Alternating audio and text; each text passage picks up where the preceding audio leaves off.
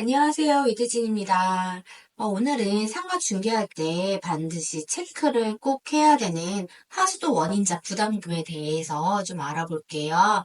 하수도 원인자 부담금이란 용어 자체가 좀 생소하기는 한데, 그냥 단어 그대로예요. 그러니까 하수도를 발생시키는 원인자에게 부담금, 돈을 부담시킨다. 그 내용인데, 이거를 이해하기 위해서는 먼저 우리나라의 하수 처리 시설 방식에 대해서 이해가 필요해요. 그래서 그림으로 설명을 드릴게요. 저희 우리나라의 하수도 처리 방식은 분류식과 합류식 이렇게 두 가지로 있는데 요 합류식 같은 경우에는 이제 기존의 방식이었죠. 우수와 오수.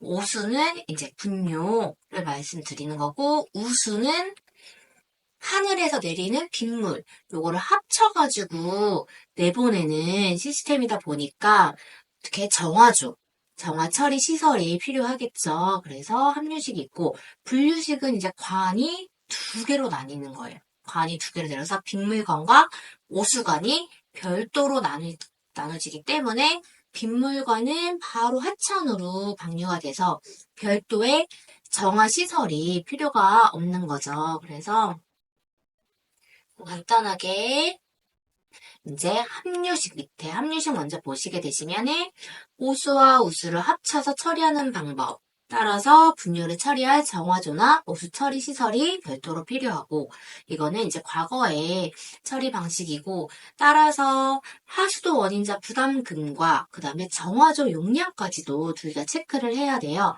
이건 어떻게 체크하는지 이따가 다시 말씀드릴게요. 그리고 분류식 같은 경우에는 이제 배관을 따로 설치를 해가지고 오수관은 하수 종말 처리장으로 그다음에 빗물이 우수관은 하천으로 직접 배출하는 이제 최근에 개발되고 있는 신도시나 택지 개발 지구에서 보일 수 있는 건데 따로 정화 시설이 없기 때문에 정화조 자체가 없기 때문에 하수도 원인자 부담금만 체크를 하시면 되세요.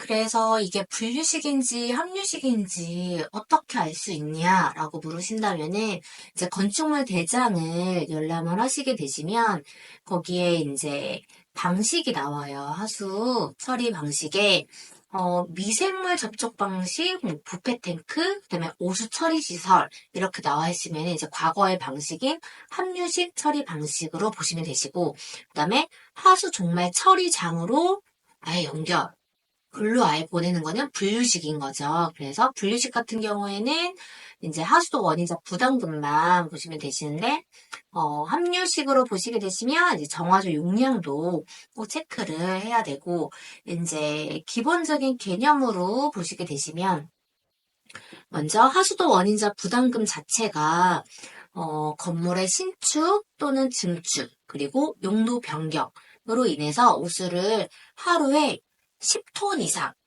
이제 새로이 배출하거나 증가시킬 때 납부가 발생을 해요. 그래서 10톤까지는 이제 추가 부담금 같은 게 없는 거죠. 근데 10톤을 넘게 되면 이제 그런 상가에 식당으로 만약에 들어가게 되면 이제 하수도 원인자 부담금이 추가로 발생할 수가 있는 거죠. 그리고 이 10톤이라는 요 용량은 또 평수로 계산을 하기 때문에 면적에 따라서 달라질 수가 있어요. 그래서 하루 허용 10톤 이상의 오수량이 늘어날 경우에 발생하게 되고 따라서 기존의 소매점이었는데 뭐 식당이나 미용실 등 오수량이 발생이 늘어나는 업종으로 이제 변경이 되는 경우에는 하수도 원인자 부담금이 정확하게 얼마 정도가 되는지 왜냐면 비용이 적지 않은 금액이기 때문에 이거를 꼭 확인을 해야 돼요. 그리고 고지서 같은 경우에는 이제 바로 건물주한테 발행이 되니까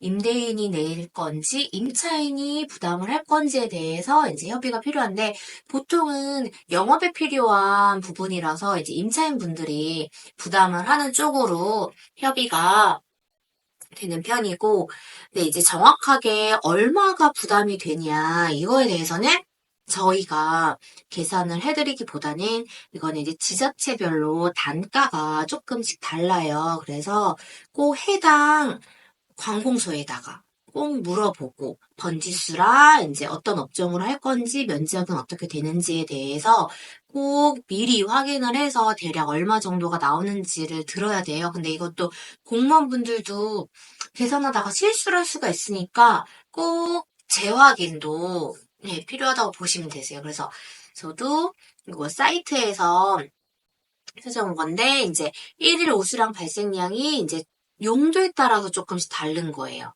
예, 여기 주택, 주거시설 같은 경우에는 한 명당, 사람당이고, 그 다음에 저희가 이제 맞추는 상가 같은 경우에는 제곱미터당이니까, 요거를 이제 체크해서 여기에다 곱하기 단가를 이제 곱하는 거죠. 단가 같은 경우에도 보시면은 150만 원이 넘어요. 그래서 이게 금액이 생각보다 천 단위의 금액들이 나올 수가 있으니까 꼭 상가를 중개하실 때에는 요거를 체크를 하셔야 돼요. 그래서 이제 저희가 상가 중개 나도 해봤는데 이런 거 해본 적 없는데 하실 수도 있잖아요. 그런 경우는 대부분 기존에 음식점이었던 거를 또 똑같이 음식점으로 맞추시거나 아니면 소매점을 또 소매점으로 맞추시고 특별히 용도 변경을 할 필요가 없이 중개를 하신 경우에는 딱히 이런 문제가 안 생기는데 이제 다른 업종으로 하시게 되시면은 이게 발생할 수 있으니까 이거를 꼭 체크를 하셨으면 좋겠어요.